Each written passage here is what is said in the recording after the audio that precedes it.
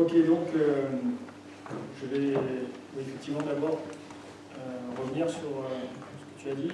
On va reprendre une partie de ce que vous avez vu cet après-midi. Donc, comme il va falloir parler du neurotracker et d'entraînement perceptivo-cognitif, je vais donc repartir sur les entrées visuelles en posturologie, donc présenter la posture statique et dynamique. Voilà, une chose que vous avez déjà vue cet après-midi, donc soyez un petit peu patient, j'essaie de condenser un petit peu. Je vais me présenter, donc oui, Philippe Arnaud, je suis quoi en fait? Je suis préparateur physique de formation en sciences sportives de haut niveau. Je suis posturologue. J'ai été enseignant universitaire pendant quelques temps. J'ai eu la chance de travailler avec des équipes de France, judo féminine, de France de poursuite, équipe de France de triathlon, tour individuel sur Pékin, équipe de France de natation sur Londres, avec la demoiselle que vous voyez là ici en préparation des Jeux de Rio en voile. Voilà, dans la vie professionnelle pendant quelques années aussi, en top 16 et top 14. Effectivement, c'est beaucoup de temps sur le terrain à partager les connaissances et celles des autres. Donc, mon discours sera particulièrement pratique. Voilà, je suis aussi posturologue, j'ai créé la clinique de posturologie, la première clinique de posturologie en Europe avec Gérard Vallée, dont je citerai beaucoup les travaux tout à l'heure, qui a ouvert ses portes il y a un peu moins de 2 ans. On a rassemblé sur le site toutes les personnes intéressées. Je travaille beaucoup donc, sur l'entraînement perceptivo-cognitif avec le laboratoire de neurosciences et notamment l'équipe du professeur Jocelyn Faubert dans le cadre de la prise en charge des sportifs de haut niveau et tous les troubles cognitifs dont on parlera tout à l'heure. On parlera peut-être aussi de la dyslexie, des troubles de la concentration, de la vigilance, mais aussi du sport de haut niveau parce que c'est ce qui nous intéresse quand même aussi. Voilà. Des concepts qu'on développe avec les forces spéciales américaines, canadiennes, anglo-saxonnes d'une certaine manière et qu'on met en place aujourd'hui, les forces spéciales françaises. Bon, voilà pour tirer un espèce de rapide aperçu de ce que je fais depuis quelques années. Et l'idée aujourd'hui, ce qu'on a commencé à faire cet après-midi, c'est de vous présenter non seulement la posturologie statique, qui est un concept qu'on commence à voir de manière un peu plus ouverte ces quelques dernières années, mais aussi la posturodynamique, puisqu'il s'agit de sportifs, et ce qui nous intéresse particulièrement, c'est le corps en mouvement. La statique, on verra, c'est intéressant, mais dès qu'on met le corps en dynamique, quelquefois, ça vient contredire ce qu'on a pu évaluer en statique. Voilà. Quel est l'intérêt d'un point de vue de la santé d'abord, puisque c'est l'orientation qu'on va prendre en première intention avec les sportifs dont on a la charge, et puis ensuite, comment on peut construire la performance à partir de ça. Comment on peut rééduquer une posture juste en entraînant un muscle oculomoteur. C'est pas inintéressant, c'est moins coûteux, c'est moins fatigant. Voilà, c'est un peu le principe. Ce qui nous amènera à faire le lien avec l'entraînement qu'on appelle perceptivo-cognitif, donc l'entraînement de l'œil et du cerveau, qui aura vocation à réentraîner bien sûr les muscles oculomoteurs, à prendre à la fois beaucoup plus d'informations, mais à augmenter la capacité à pouvoir atteindre la mémoire séquentielle, aussi bien dans un sens que dans l'autre, et donc répondre avec une plus grande efficacité en termes de réponse motrice. Voilà, c'est un peu le sujet d'aujourd'hui. Je vous montrerai quelques exemples vidéo. Et puis, effectivement, comme je vous l'ai expliqué à l'instant, je vais amener un neurotracker, donc pour celles et ceux qui veulent voir ce que ça donne, je vais vous le faire tester, bien évidemment, et j'ai apporté plutôt un vidéoprojecteur qui nous amènera sur une image beaucoup plus grande, comme ça tout le monde pourra participer. Mais habituellement, ça se fait sur un écran 120-130 cm. C'était pas l'environnement pour, voilà. Donc ce sera l'image 3D. Vous pourrez voir ce que ça donne. Et puis, je terminerai par un reportage qu'on a fait avec Stade 2 il y a quelques années sur l'entraînement perceptivo-cognitif d'un joueur professionnel de rugby qui avait perdu son œil, qu'on a réentraîné, qu'on perçoit nous aujourd'hui avec un œil qu'avec nous à l'époque, ce qui nous rend quand même le processus intéressant quand il s'agit de quelqu'un qui est valide et qui a ses 2 yeux. Voilà. Donc je vais démarrer sur la posturologie, l'analyse posturale. Alors, en quoi l'analyse posturale nous intéresse dans le domaine de la préparation physique, puisqu'il s'agit aussi de ça? Simplement parce que il faut bien comprendre d'abord, il faut poser les bases. Entraîner, c'est quoi? Pourquoi on vient sur le terrain? Pourquoi on se lève tous les matins pour aller entraîner les jambes d'une manière ou d'une autre, en termes de préparation physique ou simplement spécifique? Eh bien, c'est comprendre l'environnement de l'humain dans un contexte social, économique, interculturel, par exemple, mais pas seulement. On pourrait parler d'interculturel, parce qu'effectivement, entraîner les anglo-saxons, entraîner les latins, c'est pas tout à fait la même chose. Quand les français, c'est pas tout à fait la même chose. Un discours qu'on va tenir avec un laotien n'est pas non plus la même portée, donc il va falloir peut-être s'adapter aussi sur le discours. Ça, on sait faire. On sait aussi analyser la fonction par l'analyse de l'activité. On sait aussi analyser les gestes techniques. On a de très grands techniciens dans toutes les fédérations et dans toutes les activités sportives.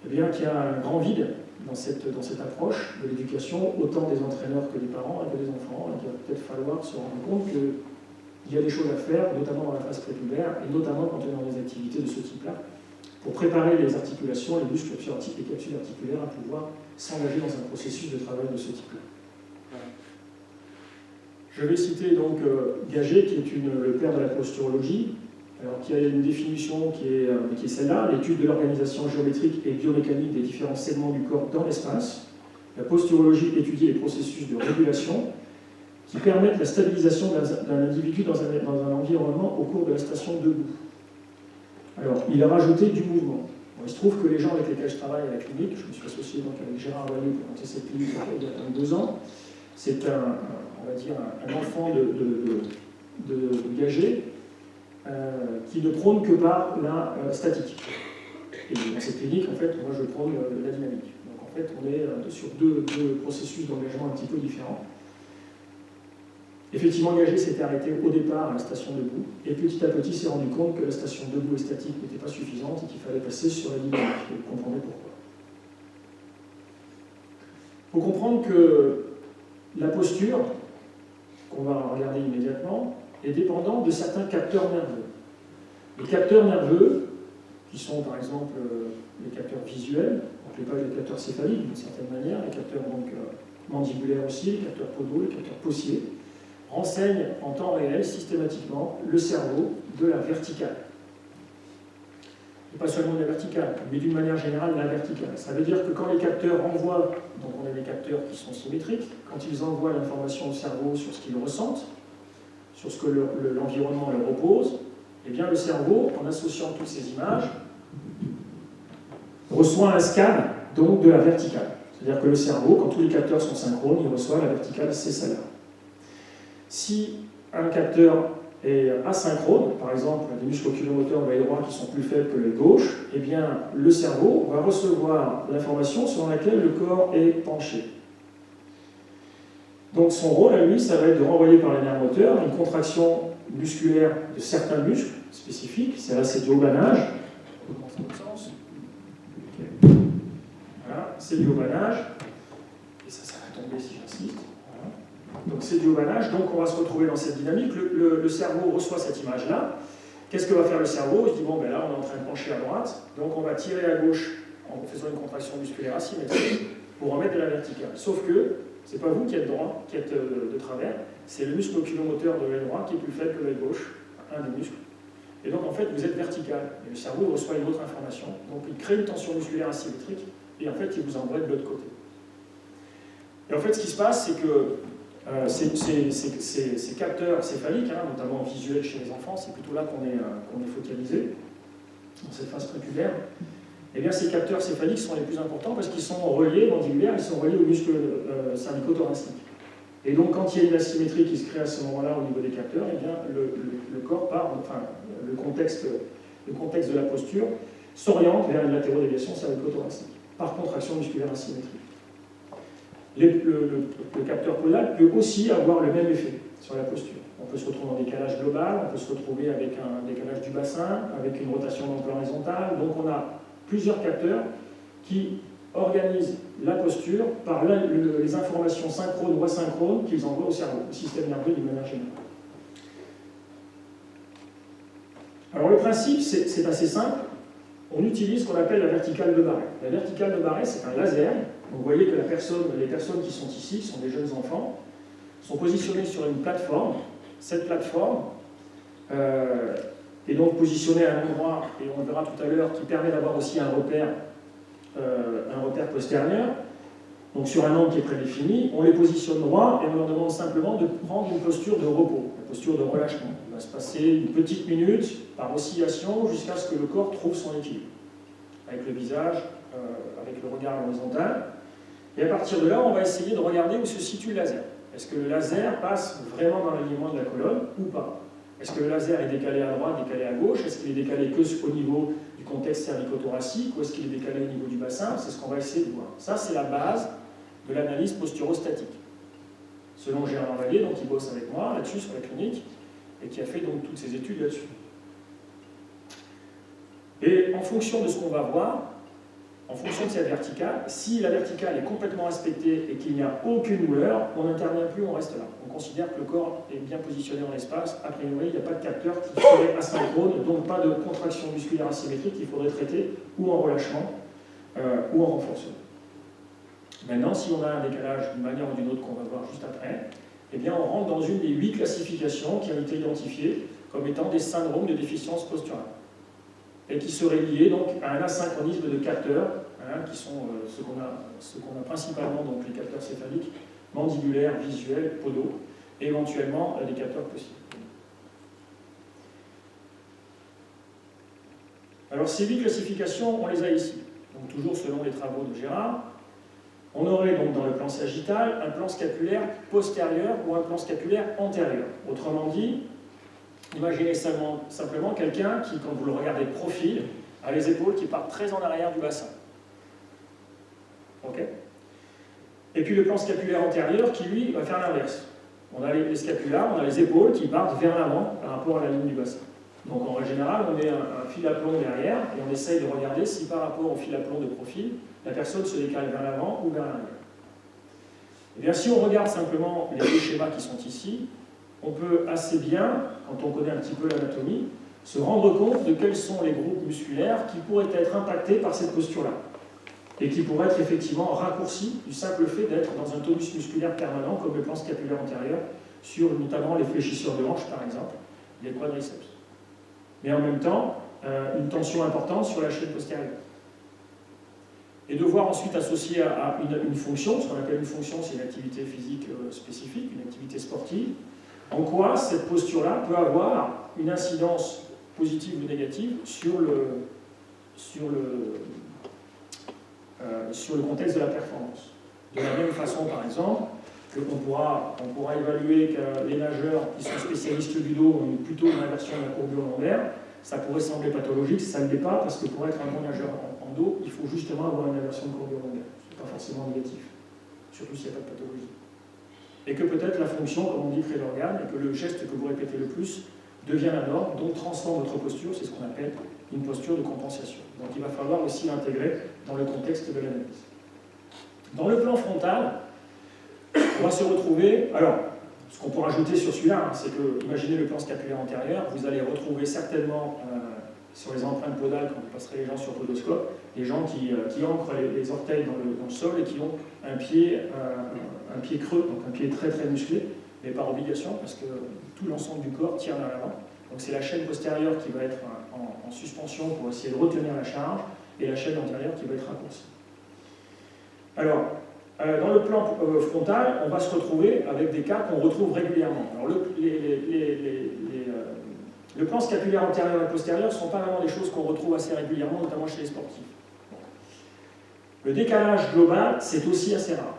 Ce qu'on va voir, c'est que c'est la classe 8 qu'on retrouve le plus souvent, mais le décalage global, c'est quand vous mettez le laser dans le dos de la personne, en fait, vous avez l'ensemble du corps, donc c'est vraiment homolatéral, c'est les scapulaires et le bassin, qui décalent d'un côté. Là, en l'occurrence, sur le schéma, la verticale de Barré est en vert. Et donc, vous voyez que l'organisation de la colonne vertébrale sur la classe 3, donc le décalage global, envoie tout le corps sur le côté gauche. Donc, ce qu'on va imaginer aussi, parce qu'on va croiser les données avec la dynamique et la fonction, eh bien, on va se rendre compte que probablement sur le podoscope, l'appui gauche sera plus marqué, notamment sur la bande externe, sur une personne qui est comme ça, en décalage global à gauche.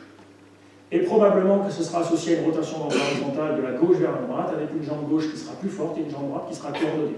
Donc la jambe gauche sera plus forte en accélérométrie, on va pouvoir le mesurer. C'est certainement la jambe sur laquelle, en dynamique, la personne va descendre, en squat, va se positionner, on va avoir un décalage du bassin de ce côté-là, avec un valgus, certainement une faiblesse au niveau des rotateurs externes de hanche de ce côté-là. Donc avec mise en pression des ménisques externes et du contexte des ligaments latéraux internes. Donc on va certainement, par enchaînement, c'est un peu l'effet papillon, se rendre compte de ce qui peut se passer, et ensuite de faire le transfert à la fonction. Cette personne, elle court, elle saute, elle nage, qu'est-ce qui va se passer dans ce contexte mécanique? Alors, ça c'est la classe 3 qu'on voit assez régulièrement. On va passer à la classe 4, latéraux, déviation cervico-dorsale ou cervico-thoracique, comme vous voulez, qui est surtout impactée par les capteurs céphaliques, donc œil et mandibule. On verra des exemples tout à l'heure. Où là, en fait, on est absolument aligné au niveau du bassin, il n'y a pas de problème. Par contre, dès qu'on commence à arriver à la jonction dorso-cervicale, eh bien, on se retrouve donc en décalage d'un côté ou de l'autre. La tête penche d'un côté, on va se retrouver avec une épaule qui sera plus haute que l'autre. Ce ne sera pas forcément une hypertonie sur les trapèzes, et c'est simplement une flexion donc de la colonne vertébrale, donc sur la gauche ou sur la droite. Voilà. Ça c'est la latérodéviation cervico-thoracique. On verra tout à l'heure que ça peut venir de l'œil, notamment chez les enfants, et qu'en entraînant simplement les muscles oculomoteurs de ces gamins qui sont latérodéviation cervico-thoracique, sur simplement, on en parlera tout à l'heure du neurotracker, sur 30 sessions de 6 minutes en neurotracker, fait sur une semaine ou sur 3 semaines, puisque je me suis amusé à faire ça, les enfants se redressent, juste parce qu'on a travaillé sur l'œil. Mais en même temps, imaginez une personne qui fait du squat avec une position en classe 4, ce que ça peut représenter au niveau du contexte du système nerveux, de l'empilement articulaire dynamique, de l'empilement articulaire tout simplement dans le contexte du rachis cervico-dorso-lombaire. Donc ça a une incidence. Donc ça dépasse complètement la posture et les capteurs, c'est ensuite une question de sécurité et de santé. La classe 5, latérodéviation lombo-pelvienne, en fait tout est aligné en haut, c'est juste le bassin qui décale. Alors c'est souvent associé aussi à une jambe courte. Ça peut être un problème simplement mécanique que les ostéos savent régler tout de suite. Donc c'est souvent ce qu'on trouve. On en voit très peu. En l'occurrence, dans mon domaine, moi j'en vois particulièrement, j'en vois pas, tout simplement, j'en vois pas. La classe 6, alors lui, ça c'est carrément un décalage. Vous avez les scapulas qui partent d'un côté, le bassin qui part de l'autre. Donc ça, chez les sportifs, on ne voit pas, ça n'existe pas. Effectivement, il peut y avoir des incidences pelviennes, des obliquités pelviennes qui peuvent être mesurées, on verra aussi tout à l'heure.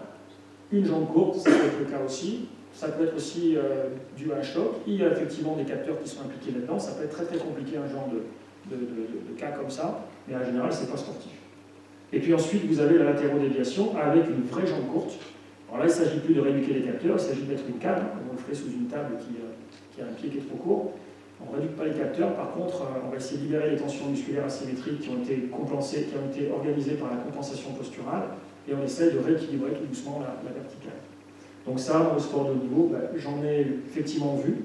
Avec un grand tonus musculaire, ça peut fonctionner. Par contre, il faut les sortir absolument du contexte de la préparation physique standard, on va dire entre guillemets, parce qu'il y a un gros travail de prévention à faire, notamment sur la course, et notamment sur tout ce qui est à charge en rotation, puisque justement, la région lombo-pelvienne est mise en difficulté déjà à la base sur un point de vue statique.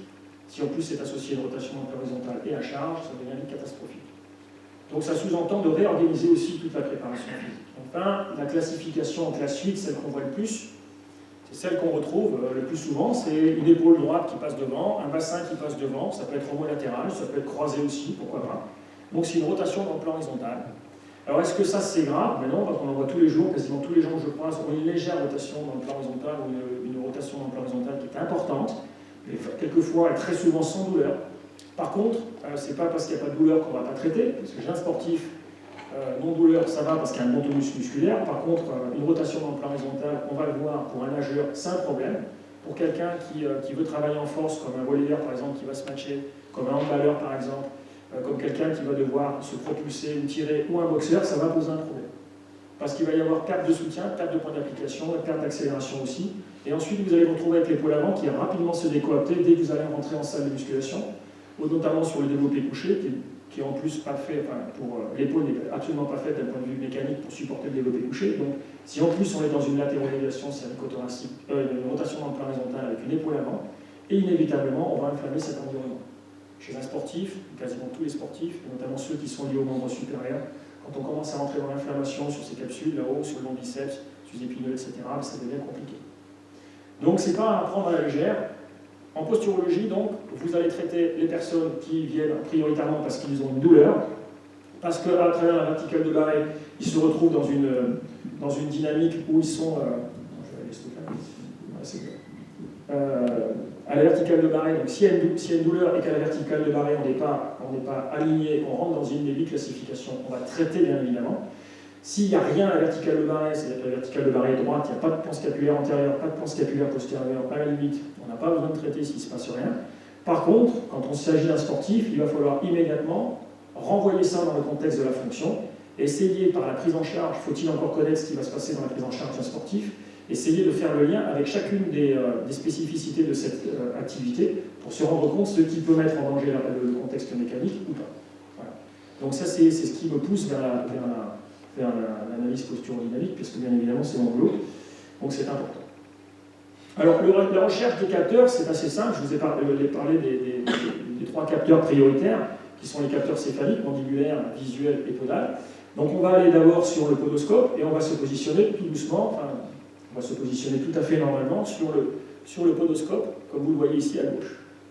L'idée étant de pouvoir visualiser les empreintes podales. Est-ce qu'elles sont symétriques ou pas symétriques? Bande externe, est-ce qu'on touche au niveau des orteils, les talons, etc. On va mesurer tout ça. On va se rendre compte, comme sur cette photo par exemple, que l'empreinte podale n'est juste pas symétrique du tout. Elle est asymétrique. On a presque un pied plat d'un côté, j'exagère, mais un pied creux de l'autre. Donc ça veut dire qu'il y a a priori une organisation posturale et un déplacement de la verticale du centre de masse sur le pied droit. Donc on s'attend peut-être à avoir un décalage global, une rotation dans le plan horizontal de ce côté-là. Peut-être une jambe courte aussi de ce côté-là, ça peut être ça, pourquoi pas. Donc à partir du moment où ça manque de présence d'appui symétrique, c'est qu'il y a certainement ce capteur qui est impliqué. Et en posturologie, quand le capteur podal est impliqué, eh bien c'est lui qu'on traite en premier, sauf chez les enfants, puisque les enfants sont plutôt liés au capteur céphalique, donc dans la phase crépulaire notamment. Voilà, donc si vous avez une déficience posturale, un syndrome de déficience posturale qui fait partie des 8 classifications et qu'il n'y a pas d'empreinte podale qui vous met en évidence une asymétrie, eh bien il va falloir aller chercher les autres capteurs. Donc on a un autre test qui s'appelle le test capulaire, on fait un décubitus dorsal, et qui vient en mobilisant les capteurs mandibulaires, je serre les dents, capteur visuel, j'ouvre les yeux. On va essayer de voir, parce qu'en décubitus dorsal, en fait, vous libérez la pression, donc vous shuntez complètement les capteurs podaux. On va se mettre en décubitus dorsal, donc sur le dos. On va relâcher les articulations des épaules et des coudes et des mains, et ensuite on va simplement amener les bras tendus derrière la personne qu'on est en train d'évaluer, ou le patient, vous l'appelez comme vous voulez. Mais en lui demandant au préalable de mobiliser les 2 capteurs céphaliques, c'est-à-dire le capteur mandibulaire en serrant les dents, le capteur visuel en ouvrant les yeux.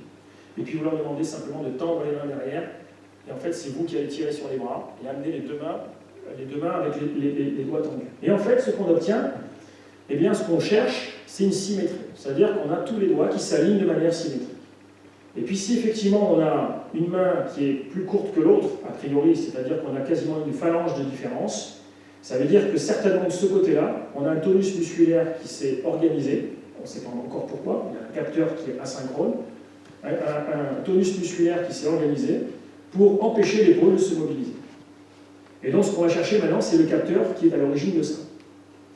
Et ça va se faire simplement par un test qui est très simple. Vous allez reproduire, là vous avez les 2 capteurs étaient mobilisés, donc vous avez une différence de hauteur au niveau des mains, de symétrie. Donc vous allez shunter un capteur et puis vous allez shunter le suivant. Donc là, par exemple, vous demandez à la personne de reproduire exactement le même exercice, mais cette fois-ci on relâche le capteur mandibulaire. Donc les dents ne sont plus en contact, on entrouvre la bouche. Par contre, on garde le capteur visuel en situation de travail. Si on retrouve un alignement, ça veut dire que le capteur qui implique une déficience posturale, c'est le capteur mandibulaire. Donc si on refait le test et qu'on est toujours au même endroit, donc il y a une légère différence, mais ça ne se modifie pas particulièrement, c'est qu'a priori, ce n'est pas le capteur mandibulaire qui intervient. Par contre, si c'était le capteur mandibulaire, ça va être très franc, les 2 doigts et les 2 mains vont revenir exactement au même niveau. Et vous pourrez le refaire 10 fois, 15 fois, vous aurez toujours à peu près la même chose.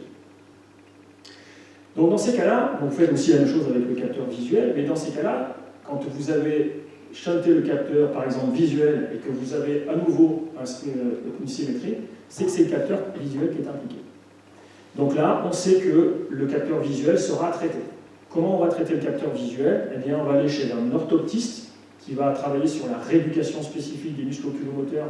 Et on va faire d'autres tests pour savoir quels sont les muscles oculomoteurs qui sont impactés. Donc on va faire le test de convergence par exemple, on va faire le test de Magdock sur la verticalité.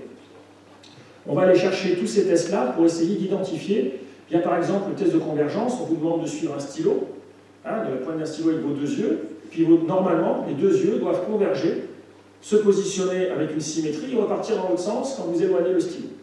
Et ce qu'on va voir chez les gens qui ont une vraie déficience au niveau de ce capteur, c'est que ça converge, et puis il y en a un qui va jusqu'au bout, il y en a un qui s'arrête, et puis quand il est arrêté, il repart de l'autre côté.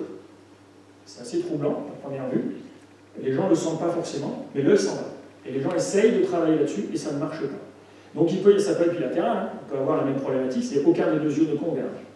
Et puis ensuite, on va faire le test de verticalité, je ne sais pas si je vous l'ai laissé ou pas, le test de Maddox. Et le test de Maddox, c'est la même chose. On va essayer de voir s'il y a des exophories bilatérales ou unilatérales. C'est-à-dire, est-ce que vos yeux partent plutôt vers l'extérieur, dans une situation statique, ou vers l'intérieur. Et là, on va pouvoir mettre en évidence que vous allez avoir donc, des muscles, les muscles de la convergence qui sont faibles, ou d'un côté ou de l'autre, ou l'inverse d'ailleurs. Et après, on va essayer de regarder ce qui se passe au niveau de la verticalité. Et cette verticalité, elle est importante parce que ce qui va générer votre tonus musculaire symétrique notamment, c'est l'équilibre visuel. Il faut que vos deux yeux regardent exactement au même endroit. Si vous avez un œil qui a donc un alignement qui est ici et l'autre qui s'aligne un tout petit peu en dessous, donc on a un défaut de verticalité, eh bien votre cerveau va avoir un déséquilibre postural. Donc qu'est-ce qu'il va faire? Eh bien il va vous amener en latérodéviation de l'autre côté pour rééquilibrer la posture. C'est comme ça que ça va se passer. Donc il va falloir essayer de travailler sur la verticalité, ce qui est très difficile. Et la problématique en orthopsie, c'est que ça n'est que de la musculation de l'œil, comme on ferait la rééducation d'un muscle n'importe quel, un biceps, un triceps, un quadriceps. Et la particularité d'un muscle, c'est que si vous ne l'entraînez pas spécifiquement, il perd de sa fonction, notamment si vous travaillez que sur le contexte musculaire. Par contre, si vous travaillez sur le contexte nerveux, c'est autre chose. Et c'est pour ça que je vous parlerai du neurotracker et que je prends le temps de vous parler de la posturologie statique et des capteurs. Parce que les travaux que j'ai pu mener jusqu'à présent ont montré que chez les personnes qui ont une entrée visuelle, quand on travaille non seulement sur le système nerveux, mais sur le système musculaire, ce qui est le cas dans l'entraînement perceptivo-cognitif, on augmente à la fois la capacité musculaire mais nerveuse, on augmente la vitesse à laquelle on atteint la mémoire séquentielle, on gonfle